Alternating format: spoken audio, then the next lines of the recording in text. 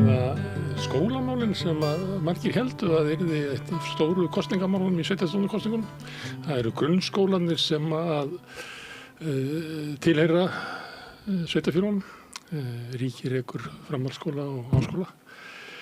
En það hefur ekki orðið, en samt mikil skólamálumræða og gustar í kringum menntamálaráðherra Ingu Sæland sem virðist ætla að keyra í gegn töluverða miklar breytingar í skólakerfinu og kennara sambandið og margir kennarar finnst það að vera full hratt af stað farið, kannski ekki ígrundaða breytingar, heldur svar við einhverju svona, ég veit ekki hvað það getur kallað, svona skólamála umræðan sem hefur verið undanfarin misseri, svolítið harðnandi, fyrir mikið fram í mokkanum, knúin áfram svolítið að viðskiptaráði og fleirum og margir taka þátt í. Við erum hérna að koma með skóla, kennara úr framhaldsskóla sem er Garðaskóli. Úr grunnskóla.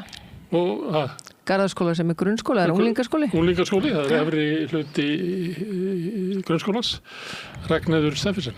Já. Herði, ég fekk því að þú varst að skrifa á Vísi og varst að tala um þessa umræðu, því að við höfum svolítið verið að ræða umræðuna, við sumuleyti veltum að fyrir sér hvort það sé getur að ná botn í þessu með að skilja hvað knýr áfram umræðuna frekar heldur en að skoða einstök mál sem að er deilt. Já, sko, að ná botn í hvað knýr hana, við gerum okkur ekki alveg grein fyrir hvað knýr Morgunblaðið og Viðskiptaráð, en við erum alltaf tilbúin í skólaumræðu og við vitum alveg runni hvað það er sem þarf að bæta við sem erum á gólfinu. Og okkur finnst vera svolítið öfugt farið að hlutunum. Háttvirtur menntamálaráðherra að virðist ætla að koma inn með svolítið gassagangi og kannski ekki alveg byrja það sem okkar upplifun er að sé kannski það sem að í rauninni mest kalli á. Eins og er rosalega mikil einbinding núna að einkunnakvarðanum. Já, hún ætlar að breyta því í sumar. Hún ætlar að breyta því í sumar, ég átti að sjá það, en þetta snýst ekki hvort þetta sé 1-10 eða ABCD, því að þetta snýst miklu frekar hvað er á bakvið einkunnar. Og það er í rauninni þar sem bjátar á. Það er að segja að það var búin til, það var skrifið ný og mikið breytt aðalnámskrá sem að er í rauninni á mörguleiti gott tæki, gefur skólum ákveðið mikið sjálfstæði en hún sleppti alveg takinu af í rauninni hver grunnurinn. Það er að segja náminu.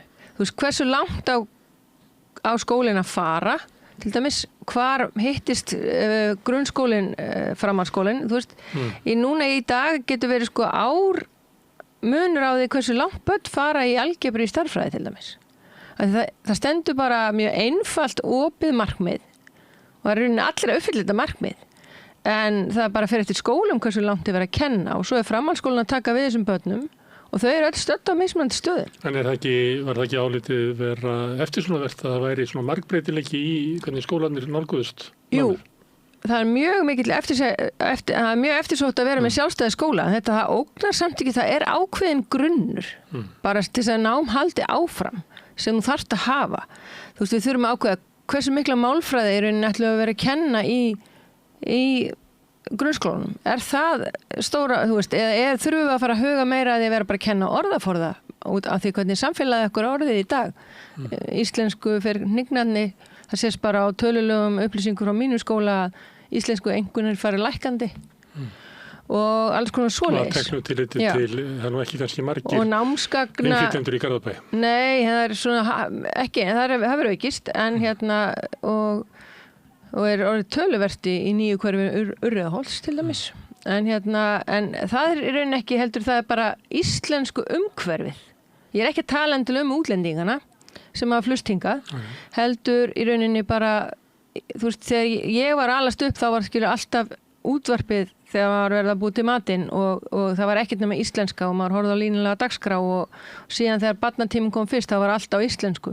Nú hafa nemendur ekki þetta íslenska umhverfi kringu sig og orðaforði, það þarf bara að kenna hann. í rauninni. Orðaforði sem kannski kom svolítið meira af sjálfum sér en einu sinni. Og getur skólinn gert það ef að íslenskan sem að börnin svona lék þau meðan þegar við vorum ung, þegar hún gefur eftir, getur skólinn komið í staðinn og redda því? Sko þar þurfum við þetta bara að rísa upp og í rauninni breyta svolítið áherslum, en það er rosalega erfitt þegar að námsgagnaframleiðsla í landinu er engin. Það eru reyndar núna í gangi, veit ég, svona þróunarverkefni einmitt orðaforða. Við tókum þátt í einu slíku. Við erum eftir að fá niðurstöðunar þar sem að ákveðin orðaforði var kendur og lögð fyrir próf og svo voru orðaforðin kendur og síðan voru lögð fyrir önnur próf. Sjá hvort það myndi skila sér og annað slíkt, en við erum eftir að niðurstöður úr því.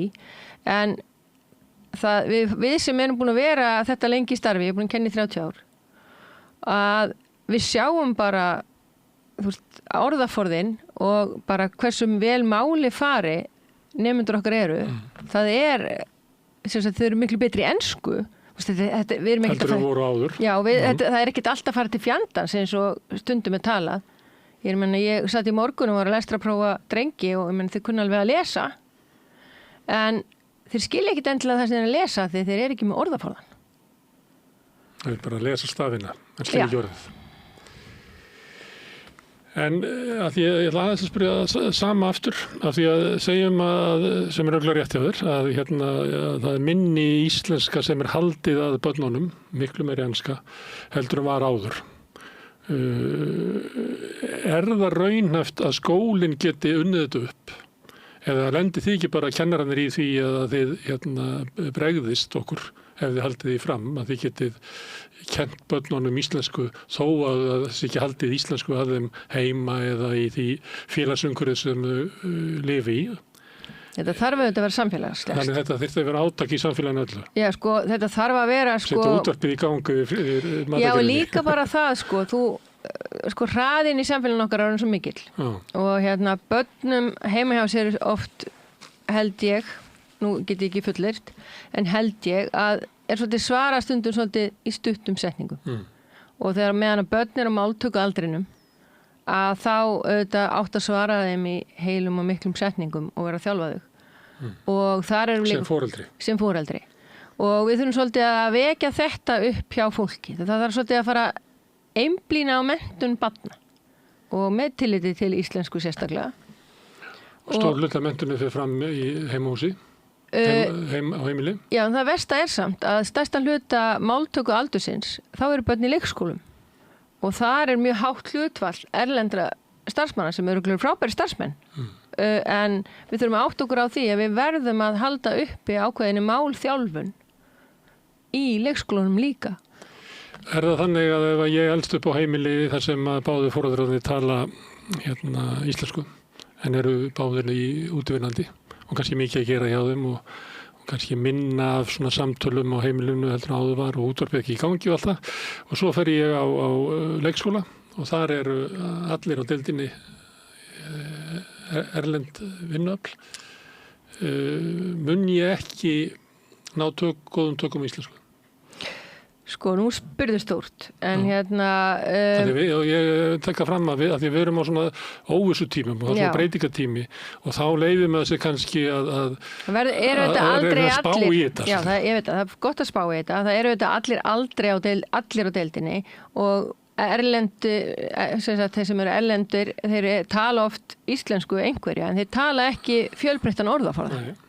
Og þannig að við töpum orðaforða, það er alveg nokkuð ljóst. Þannig að ég ímyndaði barnið sem ég var að þykjast vera áðan, að ég kæmi út úr leikskólanum kannski með íslensku getu svona hálfuleiti eins og ég væri innflytjandi. Já, hvað var það orðaforða, já? Og þannig kæmi ég inn í skólan. Já, og síðan eftir að fara að lesa. Já, og þið hafið engin svona tæki til þess að snúa þessu beint við. Nei. Það er erfitt að laga þetta. Það er í rauninni, þá verðum við að fara að reyna að kenna orðaforða. En mikilvægasta stigið í þessu málþroska er leikskólastigið og heimilin. Að sjálfsögðu alltaf heimilin. Númer 1, 2 og 3. En barnið er náttúrulega á virkum dögum Í virkum dögum, í leikskóla. Kannski að vökutíma sínum 2/3 í leikskólum. Þú veist, 2-3 ára barn sem að sígur inn eins og svampur. Við verðum að fóðra þennan svamp, sko. En ef að þetta er aðstæðan og ef að ég á barn sem að er á leikskóla það sem að kannski einn á deildinni, svo ég sé innfæddur Íslendingur, eitt séu innflytjendur sem að skiljanlega þeir sem koma hingað á fullorðinsárum ná aldrei fullkomnum tökum á íslensku og tala með reim og eru með takmarkaðan orðaforða. Ætti ég þá að leggja höfuðáherslu á að ræða við barnið yfir morgunmatnum og kvöldmatnum? Já, alveg bara frá því þú sækir það. Já, og taka bara 5 korter frá því að vera í sífellu tali allar athafnir sem það þarf að gera á mótana. Já. Og lesa fyrir það. Nú tampustu við okkur. Já. Tannkremið er blátt. Já. Er það kalt tannkremið? Já. Nærið alveg inn að jöxlum, en augntönnin. Fékkstu kul í tennurnar? Fékkstu kul í tennurnar. Reyna að búa til sem fjölbreytilegasta samtal hversdagslega hluti. Já, og svo lesa fyrir börnin. Og lesa fyrir börnin. En nú erum við að tala það að það séu breytingar í samfélaginu, en það eru kröfur á skólan að skólinn reddi þessu. Og sumuleyti kemur það líka frá kennurum, það eru umkvörstun á kennurum að það hefur orðið breyting í samfélaginu, það eru fleiri í bekknum sem eru með ýmiss konar greiningar og þurfa annars konar athygli heldur en það var kannski fyrir 20-30 árum. Og svo er fólk sem hefur ekki íslensku sem það er ekki talið íslenska á heimilinu, lítill stuðningur við íslensku nám þar og það verður alltaf erfiðar að kenna þannig að bekkurinn breytist. En kröfunur á mig er alltaf það sami að ég skori vel á PISA. Já, við verðum auðvitað að taka PISA með pínlitlu fyrirvara. Því við erum lítil þjóð í PISA sem þýðir að við þurfum það þarf allt landi að taka þátt í PISA til þess að sé þetta mæla það á meðan að þetta eru bara úrtök út í heimi. En við sjáum að það er alltaf einsmælt á Íslandi og við sjáum að leiðin er bara svona. Já, við sjáum það. Við ljótum að taka mark á því. Já, en við sjáum líka að við skorum vel í hvernig börnum líður, við skorum vel í öllu sem kemur að list og verkreinum. En við viljum að börnin komi læs út úr skólan. Já, við viljum það. Og þar er orðaforðin stóri þátturinn. Við verðum alltaf með einhver einstaklingar sem eiga við lestrar örðuleika stríða og við hjálpum þeim og kennum þeim og reynum að láta þau fá þau vopn í hendinar til að vinna framhjá sínum vandræðum. En við erum að, nú segi ég svolítið óábyrgt að því þetta er svolítið mitt hugtak, við erum orðin svolítið, við komum svolítið mikið að áunninni lesblindu. Sem er hvað? Þetta er bara hugtak sem ég hef búið til af því að þetta er í rauninni ekki, þú átt ekki við lestra örðuleika stríða sem hafa eitthvað með heilastar sem að gera, heldur er þetta í rauninni bara skortur og orðaforða og þjálfunarleysi sem gerir það að verkum að þú ert ekki að ná tökum á lestri. Og þjálfunarleysi er orðið mjög alvarlegt mála því að lestur er ekki afþreying lengur hjá börnum. Þetta er verkefni. Og svo er alveg bara algjörlega ekki, bara helst vilja heimilin ekki að það sé nokkuð sem þau þurfa að sinna í náminu þegar skólinn er búinn.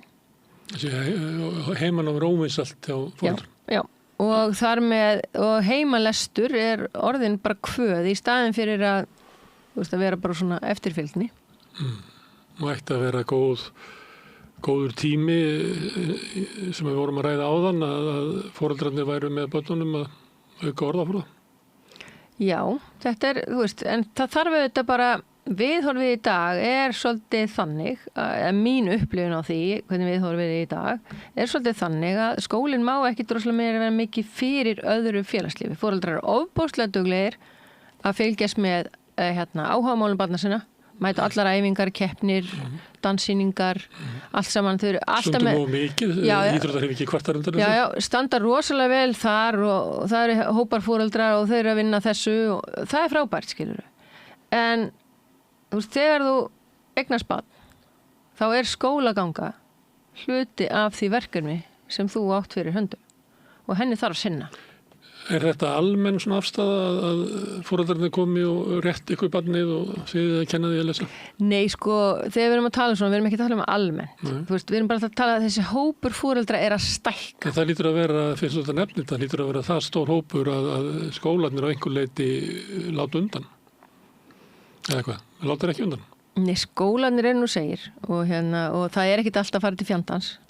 Það eru langflestir að bara vinna vinnuna sína nokkuð vel og sko stór hana en það er ákveðin svona hættumerki í samfélaginu það að skóli sé ekki nógu mikið lengur hluti af fjölskyldulífi.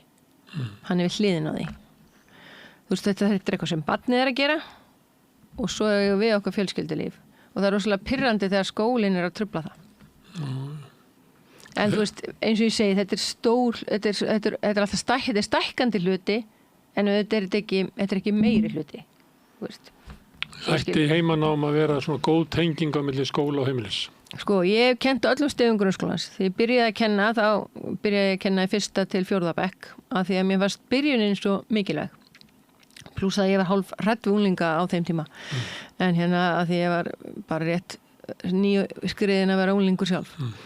Þannig að og þú veist það var alltaf svona fór alltaf heim svona mappa í viku með einu skriftablaði og eitt verkefni kannski með einhverjum 4 dæmum og svo átt að lesa og ég sá þetta alltaf fyrir mér eitthvað sem að þú veist, það barnið kemur heim þetta er tengingi með skólan þú sest niður með barninu og þið gerir þetta saman þú hrósar barninu og þú ert stolt af því og barnið upplifir það að þú ert stolt af því í skólanum og þér greinilega finnst sem foreldri þessi skóli skipta máli. Þetta býr til virðingu fyrir námi.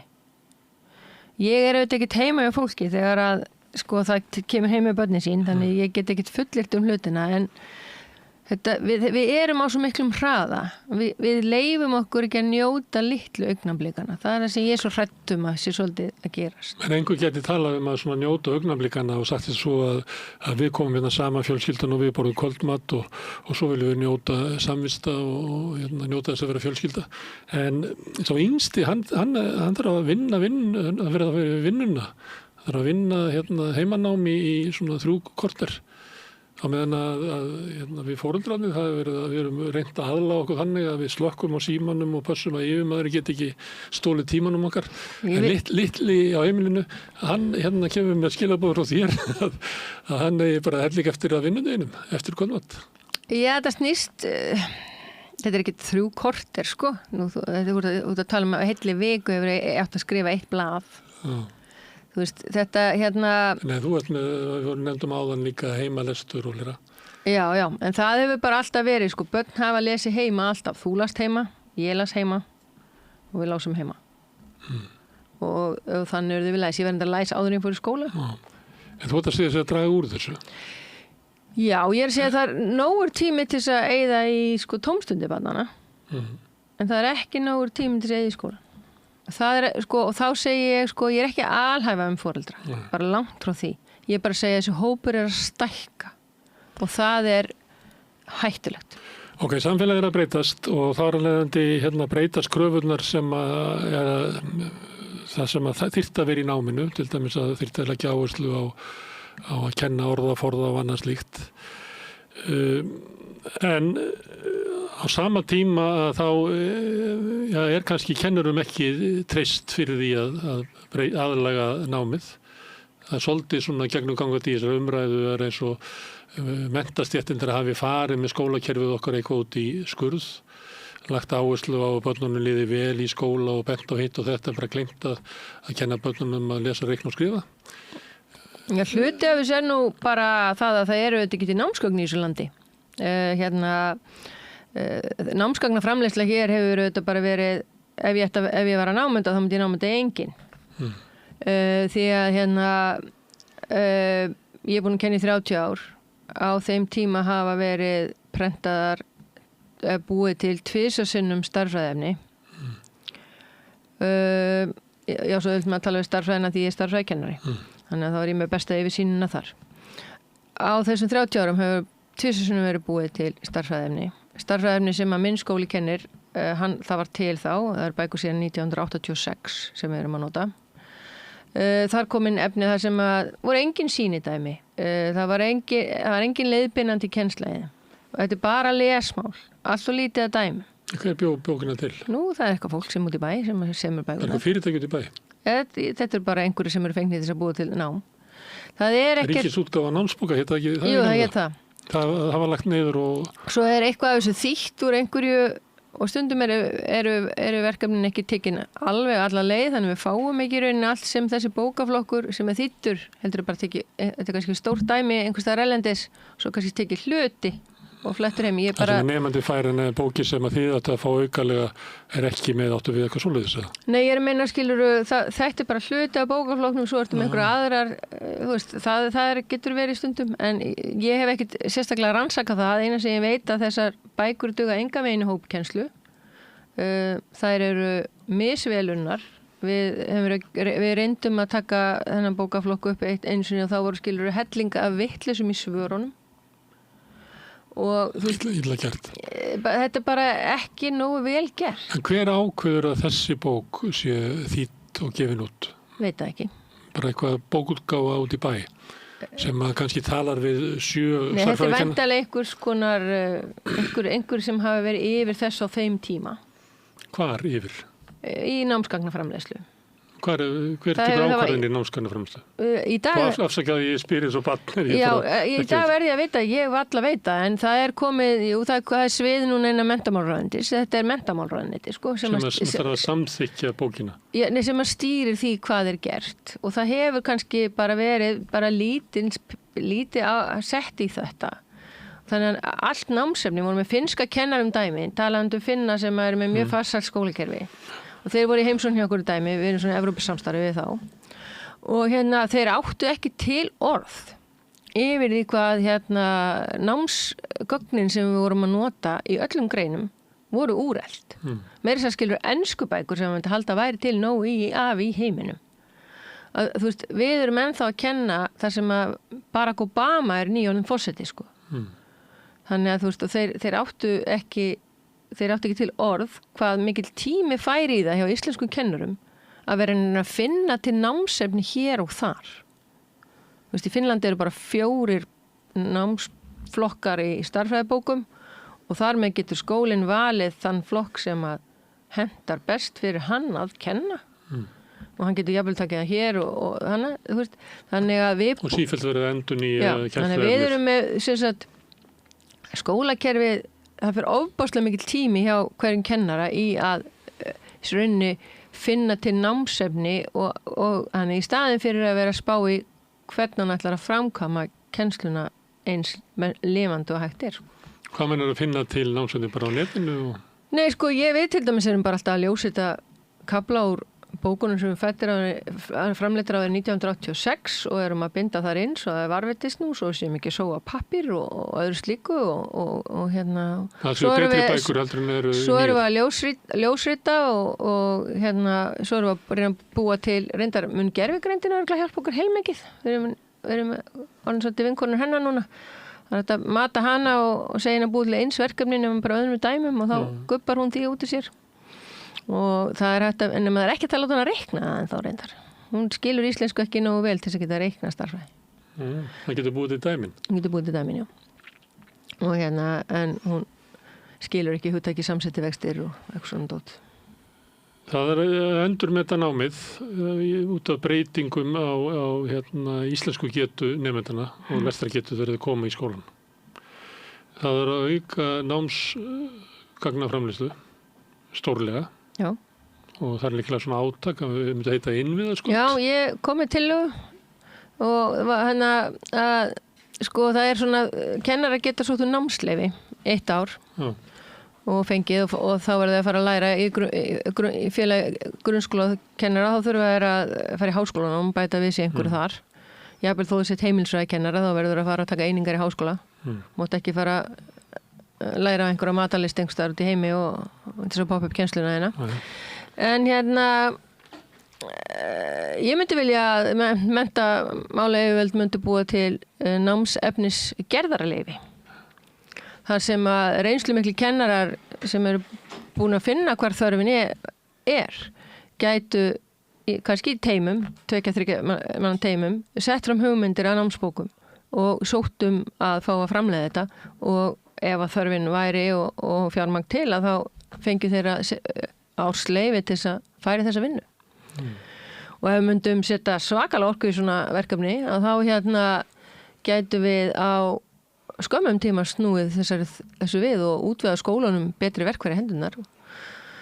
Og ef við myndum ganga þeirra frá, ég veit ekki hvort það of sósíalísk hugsun, en að afrakstu þessari vinnu, að því þú verður þá á mannsæmandi launum frá ríkinu meðan þú verður að þessu, að þá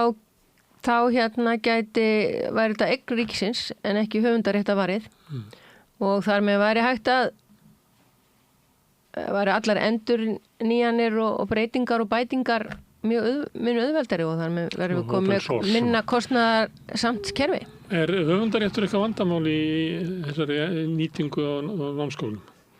Höfundaréttur... Er það bara réttur útgefandans? Já, útgefandans eða höfundaréttur eða hvað það nú er, sko. Ég er ekki nú bara... Það þekki ekki nú vel, sko. Þetta að vera innan ríkisins, þannig að en þetta náttúrulega svona bara hálft skref í áttina því sem að Finnarnir hafa það. Hljóma eins og Finnarnir væru bara með alvöru stofnanir sem að væru bara sífellt að endurmeta námsgögnin. Sko við erum auðvitað bara lítil þjóð og við erum lítið tungumál samfélag líka. Finnar reyndar auðvitað afmarka tungumála, þannig að það er kannski gaman að horfa á þá. En við getum kannski, skiluru, ekki farið allavega þar sem þeir eru. En við getum samt haft virt útgáfuferli ef við kjósum það. Og það er miklu auðveldara að vera með stóran hóp barna og halda upp í aga ef að gögnin sem með höndunum eru þannig að það getur verið ákveðið sjálfstæði í námi hjá nemendum. Það er, þó að námsbækur er ekki að stjórna námi, heldur er hæfni við meðan að gera það. En vel samið námsefni eftir þeim hæfniviðnum sem eiga hana, það er gífileg hjálp í þessari hópa kennslu sem að verður alltaf til þess að reyna að halda kostnaðinum á menntakerfinu niðri.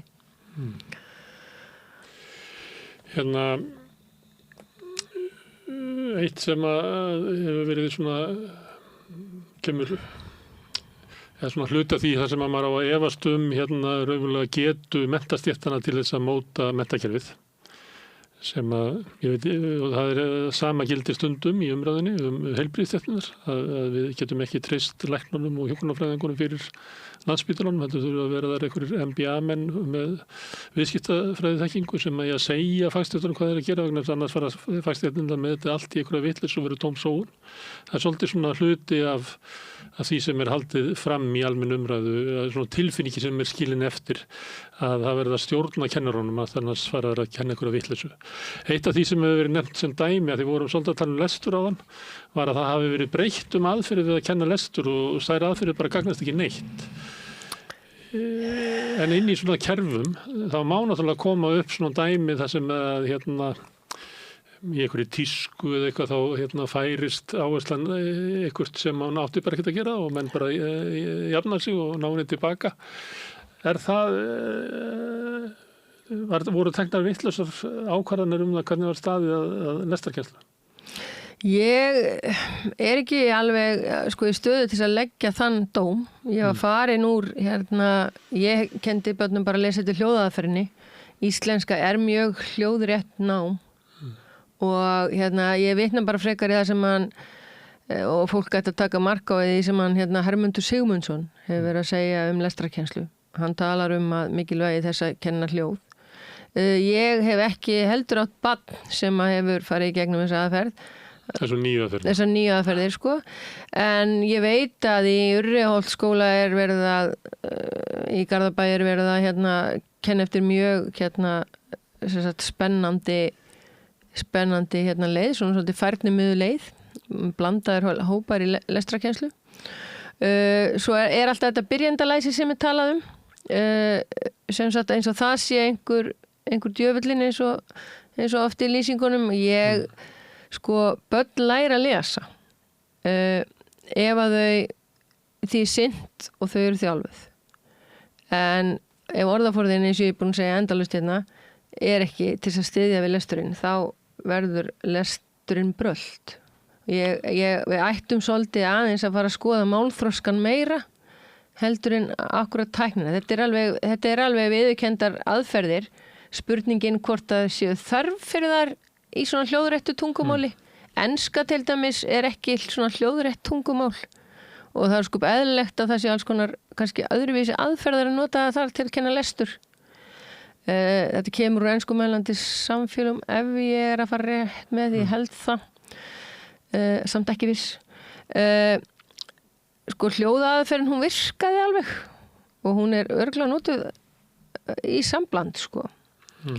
En að því að við erum svolítið að tala skólamála umræðuna og svo kemur innan úr skólakerfinu og svona kerfi eða, við getum kallað það líka samfélag sem að hugmyndin uppálega var að þetta væri rekið áfram af fólki með menntunar þekkingu sem og inn í þessu væri faglugu metnaður sem væri svolítið drifin áfram af kannski að leyfa fleiri menn einni aðferð og sjá svo til hver gagnast best og þá læra aðrir af því og það er svona sjálfsleiðréttandi ferli sem við erum að því að búa alltaf til betri og betri skóla. Nú má vera að þetta sé bara óskykja og svona gangi þetta ekki, en að sumuleyti gagnrýnin það að okkur hafi ekki tekið þetta að þegar það kemur í ljós að nýja aðferðinni gagnast kannski ekki sérstaklega vel að þá kemur eitthvað svona þrjóska að leiðrétta það, að kyngja því að við höfum gert mistök þegar við tókum ykkur ákvörðun fyrir 20 árum. Ég get nú ekki verið sammála þessu. Því að sko bara ef þú mannauðsstjóri einhvers staðar að þá ertu með mannauðin og þú rekur þitt fyrirtæki best ef þú nærð að virkja mannauðin með í ákvarðanatökum þessi teknar eru. En það verður auðvitað að hafa utanhald utanum allt.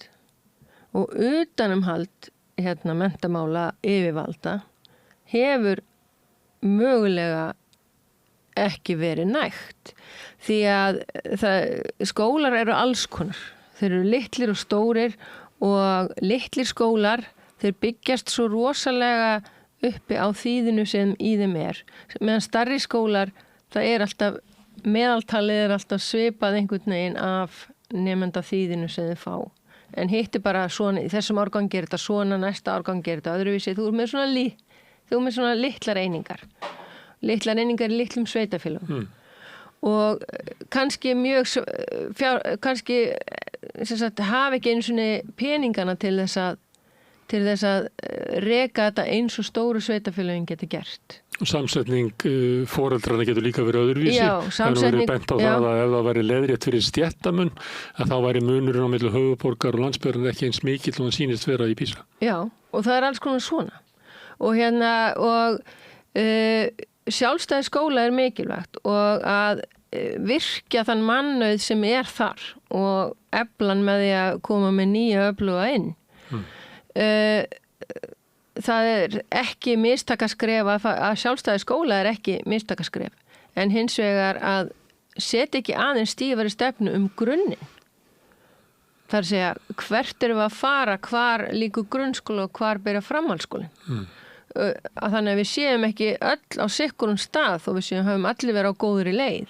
En þú veist, og svo tekur framhaldsskóla þá eru þessi nemendur sem að fá svona, það bil á milli þessara nemenda. Vant upp á svona skýr markmið. Já, það vantar skiluru, þú veist, áherslu atriði grunnskólana að kenna alla málfræði. Þú veist, hversu langt erum við málfræði í íslensku? Hversu langt kennum við algebru? Hvenær tekur hann við?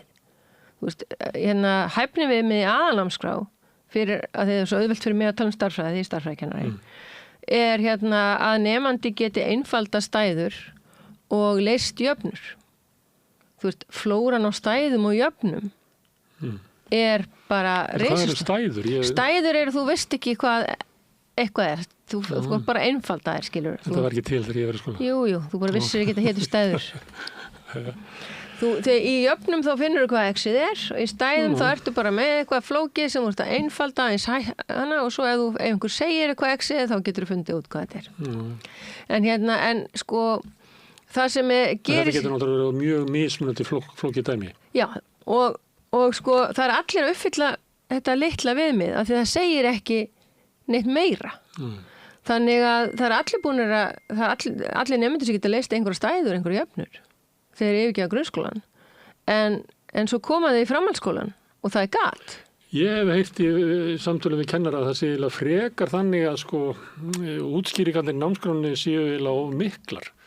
Að þú eigir að gera þetta og þetta og þetta og þetta. Og er að gera margt, ekki mitt. Já, margt, já. En það er ekki... Þá er það það að meta félagsþroska og alls konar hluti, en þú ert að tala um það vanti bara skýrari markmið sambandi við svona, hvað við segja, grunnnámið. Já, sko, hæfni við mig, hversu langt á grunnskólinu fara og hvar tekur framhaldsskólinn við.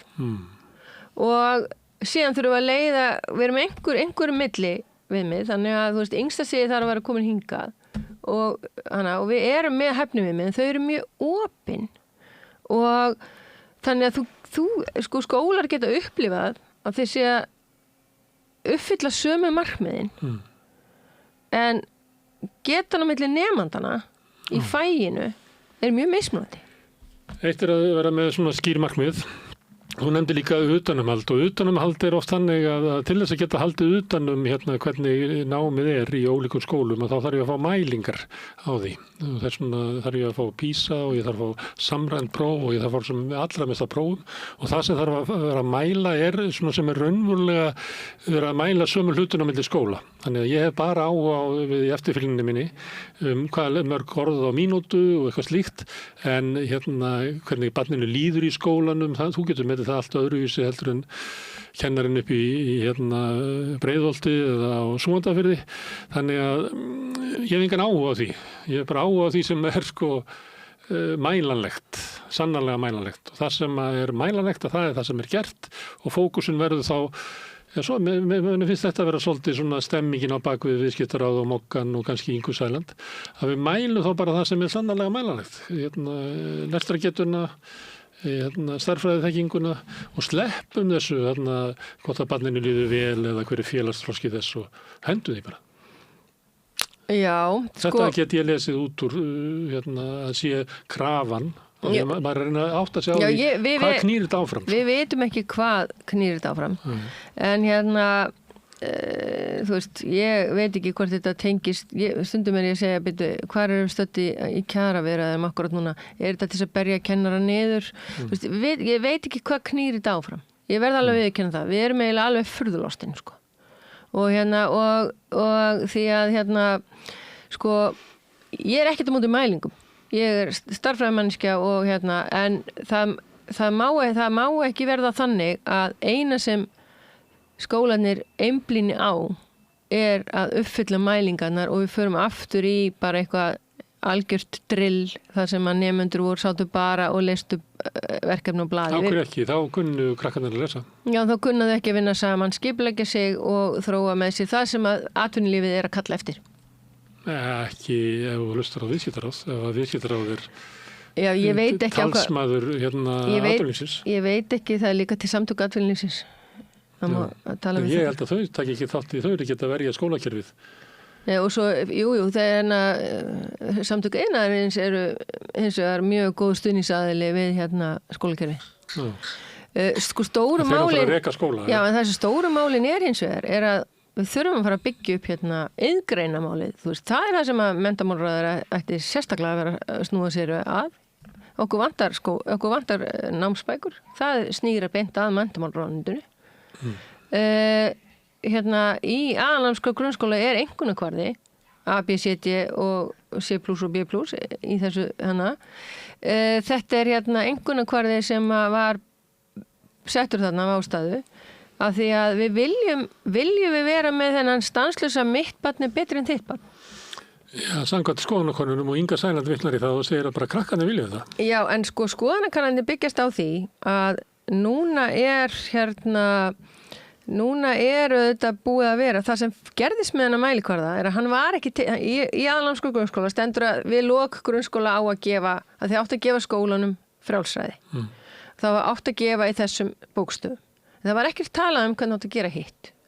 Og bara nú tala ég, þetta er bara mín prívat þetta er bara mín algjör enga skoðun, að fór af stað eitthvað furðulegt og í gegnum mentorkerfið og búið var til einhvern svona hæfni við með að flaumur sem að var mjög skrúðbúið orðalag sem að enginn skildi og svo var farið að gefa þessu liti eins og þetta var umferðljós og ætlast til þess að foreldrar myndi skilja þetta.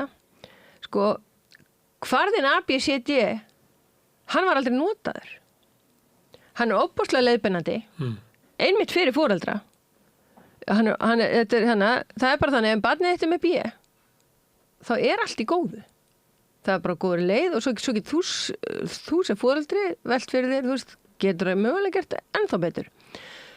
Barnið þetta með C. Ég gæti verið B í námsárangri en verið svo bara D í félagsþroska. Er það ekki litillinn að ná utan um það? Það er ekki gefin einhvern fyrir félagsþroska, sko.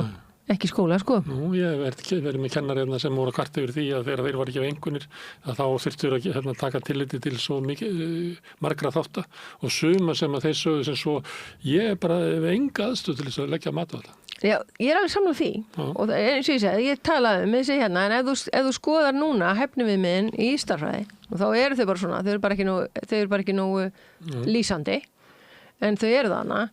Og það er líka verið að tala geti sett fram á með öruggum hætti. Þar ertu komin í svolítið huglægt af því að geti sett fram hvað er með öruggum hætti þegar þú ert 12 ára. Eða hvað er með öruggum hætti þegar þú ert 15 ára. Það er ekki sami mælikvarður fullorðina. Ég segi ofta gamans að hæfniviðmiðin minn í náttúrufræði er þannig að David Attenborough, hann hefði ekki fengið það. Þau eru svo háleit, sko. En það er eitthvað búið að breyta þeim síðan þá. Það er búið að taka einu yfirferð á þessum og það var til bóta. En ef að foreldrar hefðu fengið skalan A til D, eða C oftast, það er mjög lítið gefið D. Það D er svolítið þá bara hana. Þá þarftu bara... Nú engin svona D nefandi? Þá þarftu að fara í rauninni, þá þarftu að fara einstaklings, síðan getur auðvitað bara með letinni og því. En sko D segir í rauninni, þarna þarf það að fara með einstaklingsnámskrá og þá þarf í rauninni að taka þig úr þessu námsefni og búa þá til það. Það er skylda skólans að taka viðkomandi nemenda út. Já, svo framalega sem vegna þess að það er augljóst að hann er ekki að fá neina kennslu í kerfinu eins og er. Já. Svo framalega sem að nemandinn er að fá D að því að vegna van getu, ekki vegna mótþróa. Það verður að færa hann út úr svona venjuleg kennslu og óþarf kannski að klessa D á rassinum á honum á leiðin út. Já. Ok, ég skil. Og B er svona, það er bara allt í lagi, þú ert að ná þessu. A er þú ert að nærið öllu og þú ert framúrskarandi. Sko B plus þá ertu í rauninni næstuði með A, sko. Og þú veist, ef þú ert með A og þá hefði skólinn mögulega geta mættir fram á við. Og það er það sem stóru skólarnir geta gert, en litlu skólarnir geta ekki. Þeir geta mætt nemendum sem að er að skara fram úr og leyft þeim að keyra lengra. Það var mjög mikið rætt þetta fyrir svona nokkrum árum, minna núna. Já. Að skólarnir var að bregðast afburðanemendum. Ég heyri minna fyrir umræðu núna heldur var og mjög hávær fyrir svona 10 árum. Já, enda líka sko var brugðist við þeirri umræðu á þeim tíma. Og skólinn sem ég kenni, við erum með nemendur í fjölbreyttar-áföngum innan grunnskólans. Það er eðlismunur þá á milli bókstafana og tölustafana. Bókstafinir eru hugsaðir svona eins og hillur. Að nemandinn er bara í þessari hillu og svona og það eru bara margir í þessari hillu og það er ekki verið að búa til eitthvað svona samanburð. Þá segja sumir sem hafa tekið þátt í umræðinni að hvernig á barnið mitt að geta unnið sig upp í A eða fær bara alltaf B, að ég þarf að fá að vita hvort það sé 8,3 eða 7,2, það er bara, og þá kemur tölustafinir og þeir eru bara eins og reglustika. En sko, námsmat er ekki bara próf, bara svo við áttum okkur á því.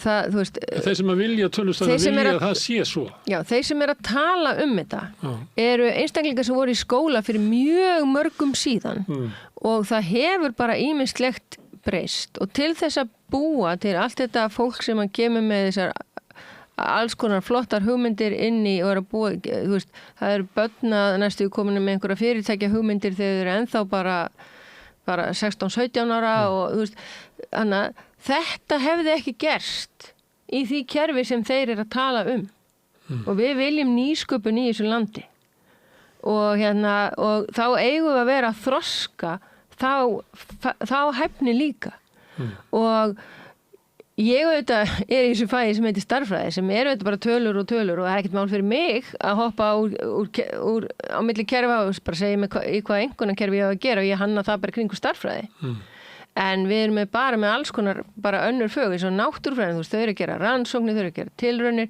þau eru þú veist, að rannsaka vistkerfi, þau eru að gera skýrslur, þau eru að gera alla hluti og það er ekki allt sem getur verið einhver prósenta. Þannig að þess vegna í rauninni flokkunin, grófari flokkunin, miklu sanngjarnari fyrir nemendur. Því annars förum við aftur að rífast 0,1. Við rifumst endalaust 0,1 við nemendur því það var af hverju fekk ég 9,4 en ekki 9,5 eða 8,4 en ekki 8,5 því 8,5 hefði hækkað mig upp í 9 en þetta lækka mig Ég fer yfir einhverja blöð með dóttur minni hún alltaf með þessar hugmyndir að hún hefði og hann sé að fá aðeins og lægra það hefði ekki verið réttlátt einhverja gjöf það munar að hún hefði átt að fá 9,4 en ekki 9,2 Já, þannig að sko ég meina, þegar þú tekur stærðfræðipróf þá er alltaf gefið, þú veist svona mörg rétt stig af þessum mörg stigum, þú getur alltaf reiknað út prósentur, einhvern 1-10 eða bara hvað svo sem, hvar það sem þú vilt nota og það er bara óskup eðlilegt að foreldrar hafa aðgang á því líka til þess að átta sig betur á stöðunni en hafið ekki áhyggjur af því þó að barnið þitt fái B og einhver sem var með nokkrum stigum færra heldur en þitt barn fékk líka B þetta snýst ekki alltaf að sýna fram að barnið sitt sé betra en annara Ég hef nú aðalega heyrt rökum að það sé auðveldra að klifra sig upp að það sé svo erfitt þegar maður er bara í einhverju hillu og maður veit eiginlega ekkert hverju staðan ég kannski að fara að detta niður í Ég held að það sé svolítið Ég hefði verið spurtkennaran Já, ég held að þetta sé svolítið afleiðingin af litunum og krossunum og öllu því það hefur þú veist, bara, og nú kann mögulega einhver reiði við mig yfir því, sko, en það hefur auðvitað bara, það er mjög óljóst. Ég horfði sjálf á svona námsmat úr skóla hjá barni skólastjórnans míns og hann sagði, getur þú sagt mér hvernig barnið mitt stendur sig í stærðfræði? Og ég horfði á hvað var grænt og hvað var gult og hvað var eitthvað. Og ég var bara viðurkenna það að ég stærðfræðikennarinn gat það ekki. Það blandast allir lítið, þá verður það bara grá klessa. Herðu, en það er náttúrulega rétt sem þú ert að segja að stundum í umræðinum að heyra það að fólk eiginlega óma eitthvað af því frá því það var í skóla. Og ég hef alveg var við það á Rauðaborði, ég er náttúrulega að tala mikið við kennara og svona fólk sem er með menntun og vil svona helst að umræðin sé þar. En svo hef ég líka pröfað að því að skólinn skiptir máli er bara svona eitt af því sem við eigum samílegt og það er svona eðlilegt að allir hafa ykkur að skoðun á því að þegar ég er til þess með bara fólk úr hinn og þessum áttum þá heyrir maður þetta mjög fljótlega að fólk er ekkert að tala skólan eins og er í dag. Heldur er það bara að vera að óma einhverju gömlu. Eftir sem áður erum við með menn sem voru bara skólastjórar fyrir stuttu síðan, Jón Pétur Símsen, sem er alveg á viðskiptaráð Ingu Sælands brautinni, sko. Og það eru skólamenn svona eins og skiljanlegt hvað eru margir bara, það eru starfandi kennarar sem eru á þessari línu ef þetta er svart og hvítt. Já, ég meina innan nákvæmlega og ég ætla að vona innan viðskiptaráðs gangi menn ekki bara í takt. Ég ætla að vona að séu skipta skoðanir innan viðskiptaráðs, annars er þetta mjög lélegt ráð. En þeir reyna nú að mæta fram alltaf með sömu afstöðu. Já, en skóla... Leysa ágreiningin í bakarbyrgi. Já, en skóla, en sem sagt menntastjættin er stór og það er alls konar skoðanir. Og mín skoðan er bara mín skoðun. Og þeirra sem ég þekki sem hafa sömu skoðun og ég. Þú hefur grunum að þín skoðun samsvari sig betur við svona skoðanir fleiri heldur en til dæmis Jóns Péturs? Ég vil meina það. Þó svo ég og Jón Pétur getum alveg sammála ákveðna þætti og höfum hist í svona umræðum einu sinni og það gekk bara, við getum alveg verið sammála um ákveðna þætti. En ég, sko, það ekki til nein ein lausn. Núna allt einhvern veginn að leysast bara því að við ætlum að gefa frá 1 til 10 og þá verður bara allt rosalega gott. Það ekki þannig. Við þurfum að búa til samfellu í námi. Það það sem skiptir mestu máli og núna hún ekki til staðar nógu vel á milli grunn- og framhaldsskóla. Og það að vera að leggja áherslu á bókstafi og tölustafi dregur athygli okkar frá því sem við ættum raunverulega að vera að sinna. Það gerir það líklegra að skólinn muni frekar hrörna en kannski ekki leiða til síðmenningarlegs hruns eða hvað ég vil líka? Samfélagslegs hruns, sagði Inga. Já, sko, ég veit alveg að menntamálaráðherra meinar vel. Hún vill koma inn í þetta starf og hún vill skilja eitthvað eftir sig. Það bara baráttu manneski sem, gerir það. En við þurfum aðeins að sko, kannski anda með nefinu og vera tilbúin í að hlusta á fleiri raddir en sínar eigin. Og hún hefur sína reynslu af skólakerfinu en það ofboðslega langt síðan og svo hefur hún reynslu gegnum börnin sín. En sko, ekki góða reynslu.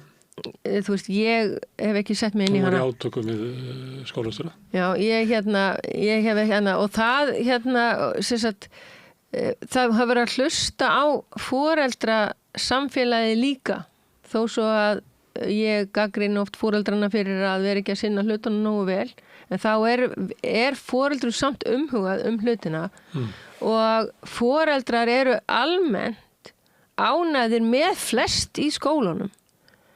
Það eru bara þessi ákveðnu þættir sem að standa út af og við lögum það heilmikið ef við römmum námið örlítið betur inn þannig við fáum þessa samfellu og svo þetta ákall á samrænt próf þó sem ég sé mikil prófamannskenda starfræði geranum. Það sem engin alternative truth, það bara annarkot 2 + 2 alltaf 4. Já, og þetta þú tekur þetta á þessum degi og það á ekki að stjórna öllu í áframhaldinu. Þessar samrænt próf sem einhver mæleining á því að komast inn í einhvern skóla ekki endilega sanngirni heldur.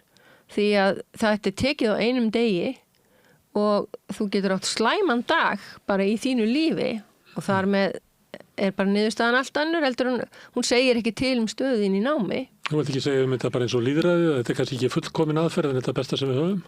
Eins og ýmis svona inntökupróf og við notum próf alveg villi vekk. Þú veist, ég myndi bara, sko, grunnskólinn á ekki að eingöngu að vera hugsaður til þess að hjálpa framhaldsskólunum að taka nemendur inn í skólana sína. Það ekki tilgangur grunnskólans. Hann að búa til, að gefa börnunum bestu almennu menntun. Hún verður að byggjast á ákveðnum grunni og þessi grunnur sem ég alltaf að tala sem við þurfum að ramma aðeins betur inn. En sko mögulega þurfa bara framhaldsskólarnir ef það ekki nóg fyrir þá að við segjum að nemandi með B tilbúin inn á annar stig frumskóla og C þurfi undanfara að þeir finnist þetta of gróflokkun þá verða þeir bara að fara að vera með inntökuritgerðir eða það ekki okkar hlutverk að raða börnunum inn í skólana fyrir þá. Samt sko, ef þetta svona samfella, af hverju ekki? Af hverju ætti að vera að búa til einhverja sér Af hverju eiga ákveðin skólar bara að taka hæstu nemendunar inn í skólan? Af því að þú ert að rétta með kassa og getur ekki bara rétta hann upp í fangið á mér þannig að nýtist með bjöð. Það að leggja hann á borðið þar sem ég þarf að labba 2 skuttir að sækja. Mér þætti mjög merkileg rannsaka það þú veist hæfni nemandana þegar þau koma út úr framhaldsskólanum. Háskólinn hvort að líka því? Já, áður en þau fara í háskólan. Hvort að skólanir sem tóku inn alla hæstu nemendunar. Hvort þau náðu að halda því í gegnum nú ég bara filósofera. Hefur það ekki verið eitthvað kannað það? Nei, og enginn einhvern veginn spáir í það. Nei, og það enginn kannað hverja voru afleiðingar eða árangurinn af styttingu framhaldsskólans það voru lítið verið kannað, það náttúrulega eitt í þessu sem vandamál í skólakerfinu, að við erum að sigla eitthvað en við erum ekki með dýftamæli og þar byrjaði svolítið þetta ójafnvægi í grunninum því að skilaboðin frá framhaldsskólanum voru svolítið að það var skorið neðan af og sagt grunnskólinn verður að taka við þessu en það var enginn sem fylgdi því eftir þannig að þetta var svolítið svona grunnskólana tökum við þessari áskorun eða ekki, sumir grunnskólar gerðu það, aðrir ekki og þess vegna orðið ákveðið gat í þessum, það snýst alltaf starffræði á íslensku sko og svo af hverju líka þarf að vera svona rosalega góður í starffræði til að fara inn á félagsvísindabraut í framhaldsskóla. Starffræði allstað grunnur. Það spurja krakkar að þeir skilja það ekki. Nei, nú er ég starffræðikennari og þykir starffræði mjög mikilvægur hlutur og veit hún þroskar rökhugsun og alls konar. En af hverju þarf hún að vera svona mikil hindrun? Ég skil vel að góð íslensku kunnátta sé mikilvæg. En af hverju? Af því að ég horfi, mér svo illt í hjartanu því ég horfi búið nefndur, þeir standa sig ofbóðslega vel í öllum fögum. En það eitthvað haft hann í starffræðinni. Þau bara skilja ekki tölur. Það eitthvað sem bara hindrar það. En þetta samt krakkar sem að sinna náminu og reyna eins og þau geta. En það bara gengur ekki upp. Það vantar svona einhvers konar eins og ég segi stundum við þau. Það vantar bara svona aha-momenti hjá þér. Og en þau komast ekki inn í skólan sinn þó svo allt hitt sér glimrandi en þau ætluðu ekki að fara að læra meiri starffræði þau ætluðu bara að fara félagsfræðibraut sem kennir minni starffræði heldur en kendir í grunnskólanum sko. Það eitt sem ég hef velt fyrir mér í þessu að því að krafa kemur svolítið, ég nefni viðskiptaráð en það sömuleyti það sem svona tákmynd kröfunar og þetta eru kunnulega kröfur, þetta eru svona stjórn á stofnunum, eða skólakerfi eru stofnanir, að þeim sé stýrt eins og fyrirtækjum, stýrt með fjárhagsáætlunum, að það sé raunverulega kallinn sem með buddun, hann ráði og skólastjórinn hefur svolítið dregist yfir því að verða rekstramaður, frekar heldur en faglegur forystumaður. Það eru kröfur að séu mælingar sem eru bara, má rekja bara til mannstjórnunar Henry Ford í verksmiðunum, að bara mæla allt og með því að gera það, þá nægi hámarksframleiðni og þetta verður hagkvæmt og þú kannast við allt þetta tal. Og þetta orðið svona bara gegnugangandi og flæðir yfir það sem áður voru stofnanir sem að byggðu á okkur öðru. Og mér stundum, ég velti fyrir mér, erum við ekki bara svona léleg í því að virða stofnanir og að reka stofnanir og koma með eitthvað tungutak og eitthvað fleira á móti þessu sem svo vel brýnt og vel skautað, að það bara búið að flæði yfir allan ríkisreksturinn, að við að reka eins og bílaverksmiðju. Að þið sem eru inn í þessu samfélagi sem að skólakerfið þessari stofnun sem að það sem á að geta þroskast og þróast sjálf af svona innri hvötum en ekki bara svipunni sem að kemur frá kallinu með budduna. Hafið ekki bara verið of léleg í því að byggja upp svona virðingu og stolt og svona skilning á því hvernig stofnun getur best fleytt sér áfram? Jú, það má orða þetta á marga vegu. Við höfum í rauninni líka bara svolítið bara litið á svolítið furðu augum á í rauninni þessar við erum stofnun sem er með börn og það gilda, það byggir, það er heilu fræðigreinanir, barnasálfræði og allt sem byggir á því, það hvernig árangur í námi það endalaust. En við eiginlega, okkur finnst við ekki þurfa að verja okkur fyrir viðskiptaráð. Ég skal bara segja þér alveg svo Viðskiptaráð Viðskiptaráð með ríkisstjórnin í bandi, sko. Já, viðskiptaráð bara viðskiptaráð. Og við erum ekki í viðskiptum ef ég að reyna að orða þetta við erum að reyna að búa til skapandi einstaklinga ekki bara station eða sportbíl.